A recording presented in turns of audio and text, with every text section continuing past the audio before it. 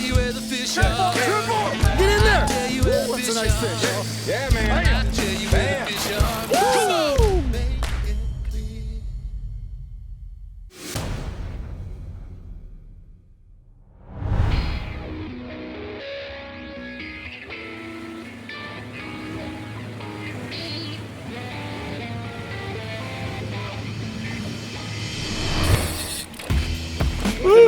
Nice buck.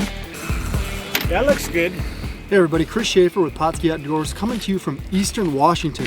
We're steelhead fishing the Hanford Reach today.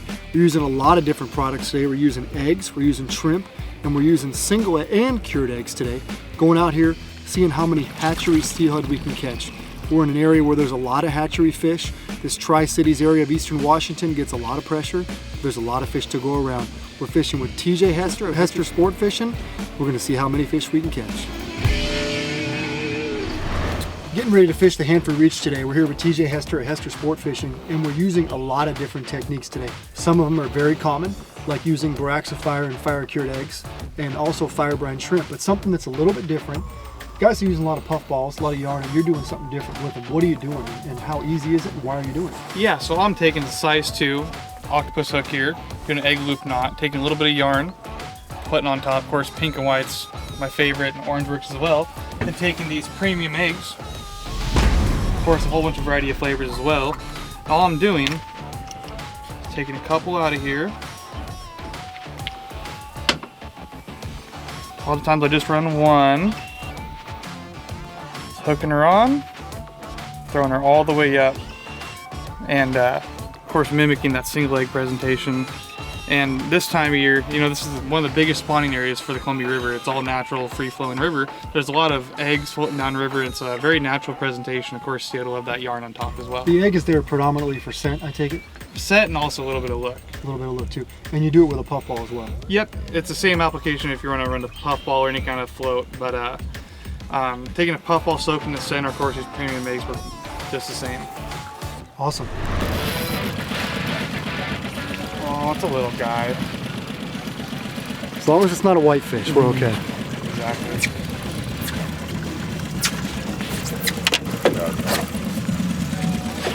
Oop, nope, we're good. He's gonna take his time.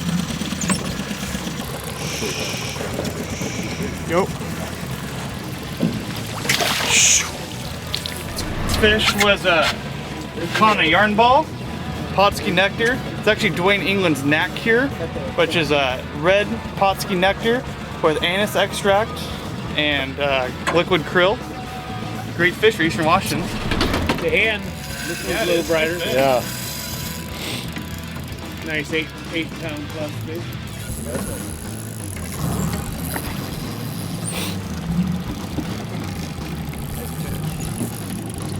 Reel down.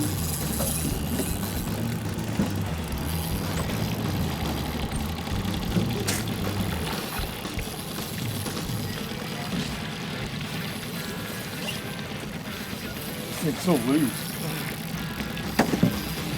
No horse in this guy. Reel down. There he is. Good fish. Nice hatchery. Another little yarn ball.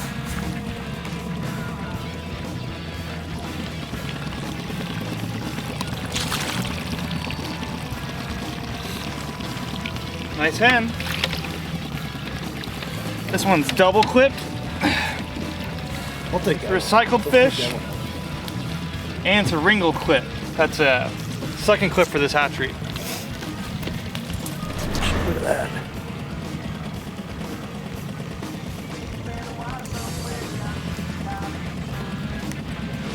Pretty fish. All we had to do is switch sides. All the fish are over here. This is a good this is a good fish. This is a good fish. Probably That's a 10, 11 pound anyway.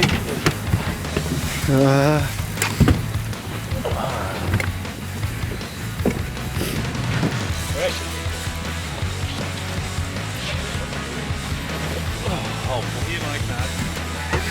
Horse doesn't like the look at that thing. You said you forgot to shave this morning.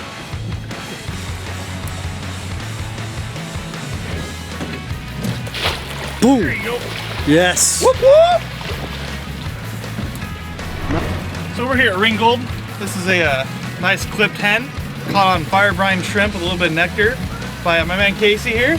Some beautiful fish. There's a lot of fish here this time of year, and that's just one of them to be taken out of this beautiful bounty. All we had to do was switch sides. Get away from the hatchery. Exactly. All right, TJ, tell me what we got here today. First of all, let me take a peek in here. I want to see if I can smell what you got going here. Definitely some shrimp.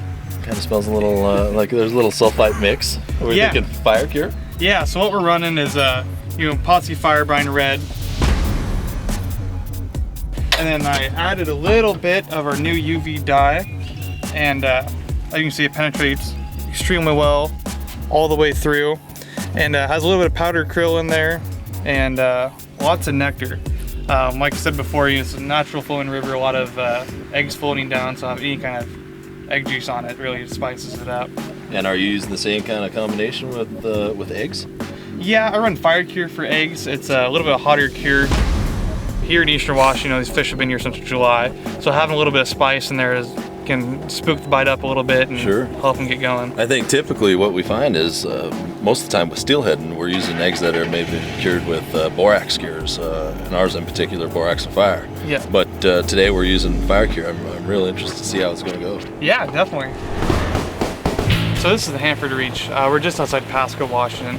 This is the only free-flowing part of the entire Columbia River. It's very historical. There's a whole lot of history behind this entire fishery. I'm gonna say we're about 2 hours out of Spokane here, about 4 from Seattle. So right above me is Ringgold Hatchery. It's of course steelhead, Chinook. They used to do springers.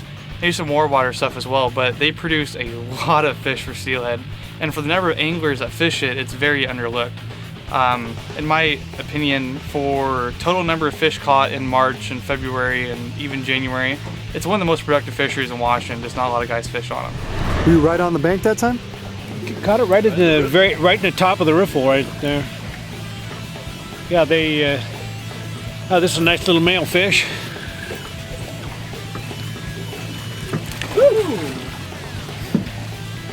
There you go. Of course, in December and January, you get a few more wilds, and you get a lot of Wenatchee fish, and there's a big native strain that comes here as well. But your ratio to hatchery to wild is very good, especially in March, like right now. Is it a hatchery or is it a... Yeah, it's clip fish. Yeah. You start October 1st. Of course, the kings are in then, so only the true steelhead junkies are fishing steelhead at that time of year. But it goes all the way till April 15th from the bank and March 31st from the boat. And it's good all the way through. You'll get patches of really good and really bad. But it's cool because you intercept the Wenatchee fish, you intercept a lot of the fish are going upriver as well.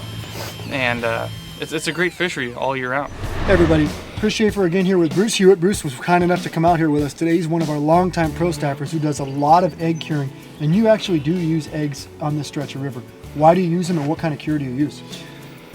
I find that this time of year that the eggs generally will produce a little bit more bites for me than the shrimp. Now, I mean that's a day-to-day thing, granted, but and I come out here usually with a couple colors. One a little bit more natural color, pretty much the basic orange, and then pink is always kind of my go-to color out here as far as the Boraxophyre. Almost looks like you got orange and pink in that one. Did you mix anything or? I used a little bit. Actually, there's a wee bit of Fire Brine in here. I was going to say it looks like something to get the color. Right. But orange and pink are very good colors. More so for me than say the true red color that we have. You know, I do use the red color here in these brine shrimp and stuff. I start with the basic red brine, add some red nectar, add my krill, and possibly a little bit of anise in there in some batches. Some batches I don't. I mean, I'm looking more for color, and then at the end, I mean, I just like these shrimp pretty tough, especially if I have neophyte customers, you know, that are very aggressive casters. I find that by throwing a little bit of salt in there with them, it toughens them up and it doesn't seem to hurt the bite either. What do we got there, John? Well, we got steelhead out of the Ringgold area. Caught him on a brine shrimp. Had to steal the guy's rod.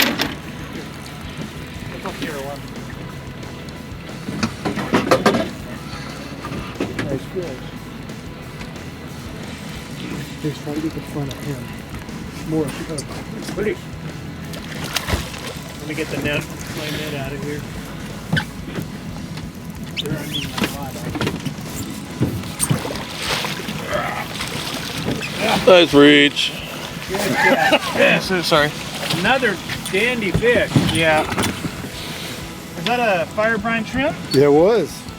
Nice, right in the I corner think of the mouth. he just said, I'm gonna steal somebody's shrimp. I did. Literally. That was too many drifts. Everyone's hitting them on shrimp. I'm like, I better take a shrimp.